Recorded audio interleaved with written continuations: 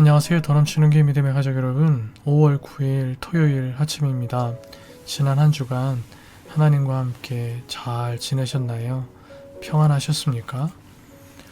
우리는 때로 인생의 가장 밑바닥, 숨기고 싶은 수치의 순간에 직면하곤 합니다.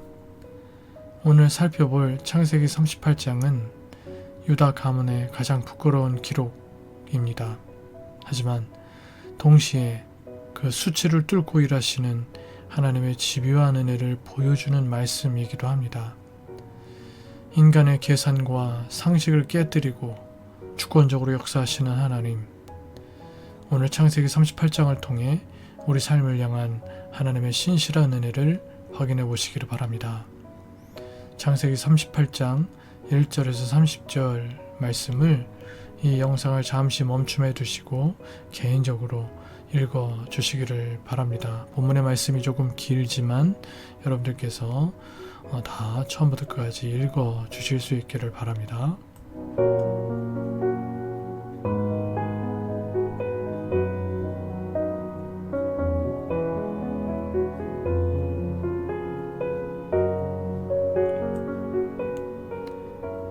네, 다 읽으셨는 줄 믿습니다. 오늘 말씀을 본격적으로 묵상하기 전에 우리가 한 가지 알고 있어야 될 것이 있습니다. 고엘과 계대 결혼법이라는 제도입니다. 고엘은 구약성경과 고대 이스라엘 사회의 독특한 사회보장 제도라고 할 수가 있습니다. 가난이나 재난으로 어려움에 처한 가까운 친족의 재산, 신분, 생명을 대신 되찾아주거나 보복해주는 기업 물을 자를 의미합니다. 이런 의무를 대신해주는 자라는 뜻입니다. 친족의 땅을 되사주고 노예가 된 친족을 속량하며 대가 끊긴 친족의 미망인과 결혼하여 가문을 잇는 의무를 집니다. 신명기 25장 5절로 10절에는 이 고엘의 의무 중 계대결혼법이라는 규정이 있습니다. 이 율법은 형제가 자식 없이 사망했을 때 남은 형제가 형수 또는 제수와 혼인하여 대를 이을 아들을 낳아주는 제도였습니다. 이는 자식 없이 죽은 형제의 이름이 대가 끊기지 않게 하고 그 가문의 재산과 기업을 이어가게 하기 위한 것이었습니다. 또한 당시 사회적 약자인 과부, 미망인을 보호하고 이스라엘 여성이 이방인과 결혼하는 것을 방지하는 역할을 하기도 했던 법입니다. 오늘 본문의 다말과 유다, 룻기의 룻과 보아스가 이 율법의 대표적인 케이스입니다. 이와 같은 사전 이해를 가지고 오늘 본문의 말씀의 내용을 먼저 살펴보도록 하겠습니다. 유다는 형제들을 떠나 아둘람 사람 히라와 함께 지내게 됩니다. 거기서 유다는 가나안 사람 수아의 딸과 결혼하여 언약 공동체의 경계 밖으로 이탈해버리고 맙니다. 이 일로 유다의 집은 급속히 무너집니다. 유다는 엘, 오난, 그리고 셀라라는 이름의 세 아들을 낳습니다. 시간이 흘러 다말이라는 가나안 여인과 장자 엘을 결혼하게 합니다. 그런데 구체적인 이유는 알 수 없지만 엘은 그가 저지른 악으로 인하여 하나님께서 그의 생명을 거두십니다. 그런데 그만 아이가 없는 상태로 엘이 죽습니다. 그래서 유다는 계대결혼법대로 둘째 아들 오난으로 하여금 다말을 통해 형의 아들을 낳게 하려 하지만 오난이 이 책임을 거부하다가 그 역시 하나님으로부터 심판을 받습니다. 그러자 유다는 막내 셀라까지 잃게 될까봐 두려운 마음에 아직 셀라가 어리다는 것을 핑계로 며느리 다말을 친정 아버지 집에 보내 과부로 살게 합니다. 그녀를 방치한 것입니다. 긴 시간이 흐르고 셀라가 장성합니다. 하지만 유다는 다말을 셀라의 아내가 되지 못하게 합니다. 이 핑계에 저 핑계로 차일 피일 시간을 미룹니다. 그러자 다말은 꾀를 냅니다. 얼굴을 가리고 딥나라는 곳으로 가는 길목에 앉아 양털을 깎으러 가는 유다를 기다립니다. 유다는 다말을 창기로 여겨 동침하고 담보로 도장과 허리끈과 지팡이를 남깁니다. 이후 다말의 임신 소식이 전해지자 유다는 자신이 한 짓인지도 모른 채 이 다말에게 대하여 화형이라는 잔혹한 판결로 정죄하지만 다말이 이 모든 일이 유다가 저지른 일임을 그 담보물, 증거물로 내놓자 그 아이가 나보다 옳다라며 자신이 가해자였음을 고백합니다. 하나님은 이 수치스러운 사건 속에서도 약속의 계보를 끊지 않으시고 다말의 태에서 다윗과 예수 그리스도의 조상 베레스를 일으키십니다. 이와 같은 내용의 본문 말씀을 통해 먼저 하나님은 어떤 분이신지를 묵상하며 말씀의 은혜를 나누어 보겠습니다.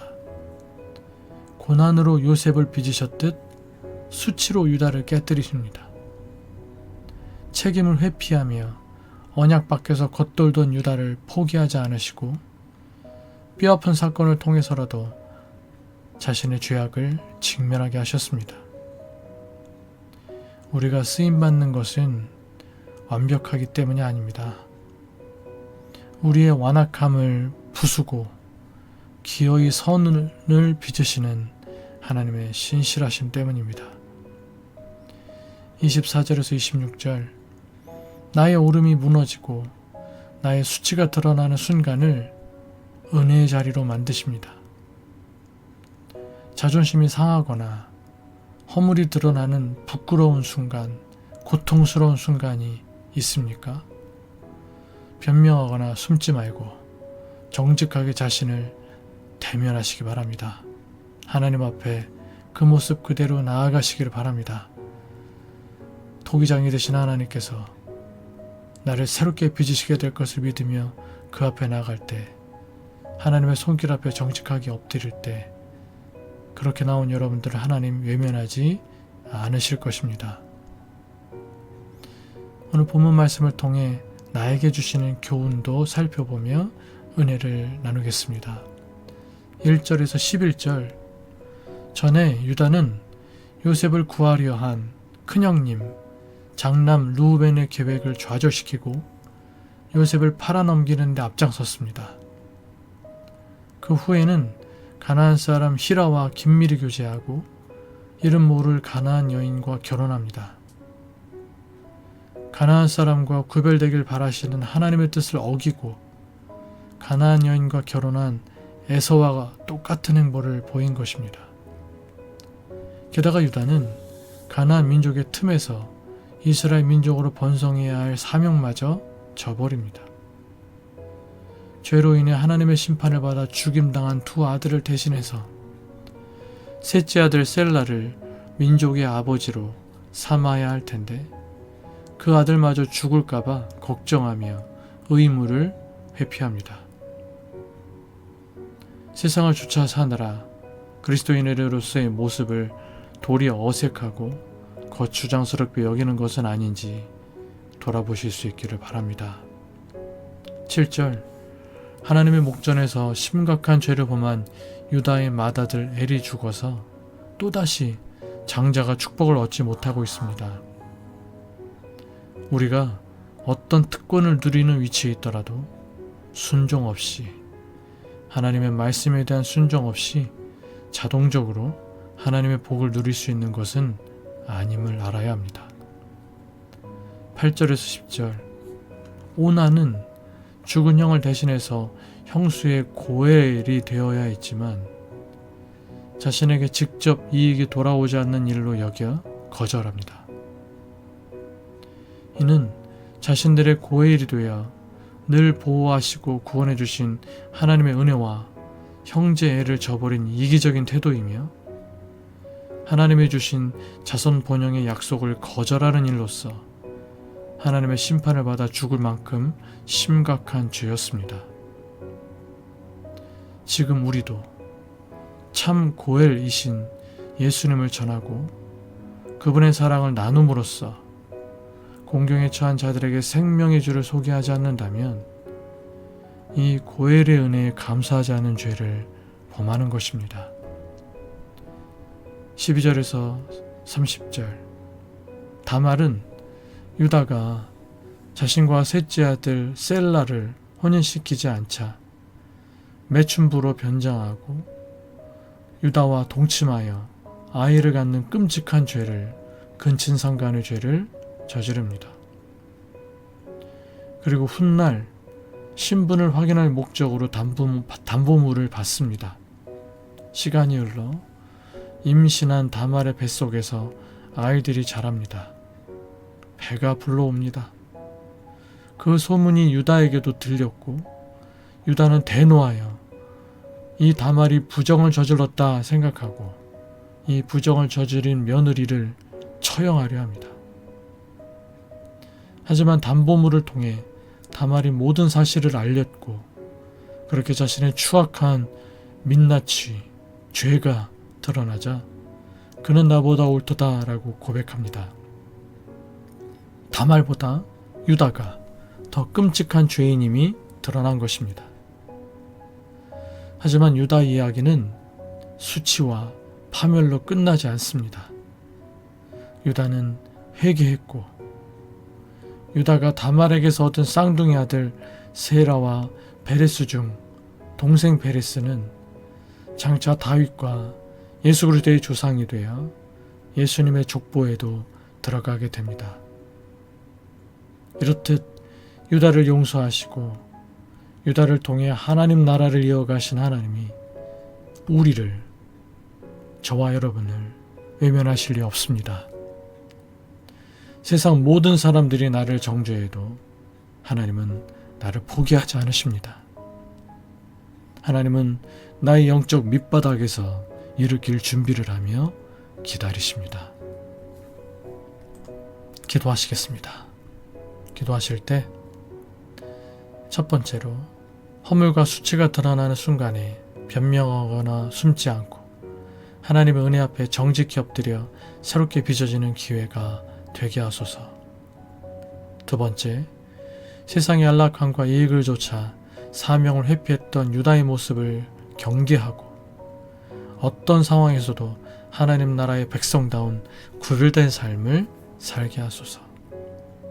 세 번째, 나의 연약함과 실수에도 불구하고 결국 선을 이루시며 언약을 이어가시는 하나님의 열심을 신뢰하며 참된 고엘 되신 예수님의 사랑을 이웃에게 전하게 하소서. 기도하실 수 있기를 바라고 계속해서 우리가 늘 기도하는 대로 우리 교회를 위하여서 우리 교회의 영적인 성숙과 건강한 수적 성장을 위하여서 우리 믿음의 가족 서로를 위하여서 또 내일 주일 예배를 위해서 우리 믿음의 가족들이 예배 자리에 모두 나올 수 있게 되기를 위하여 기도해 주시고 또 부족한 저를 위해서 또 여러분들의 개인적인 기도 제목들을 위해서 기도하시다가 자유롭게 일상의 삶을 시작하실 수 있는 이 아침 되시기를 바라겠습니다. 함께 기도하시겠습니다.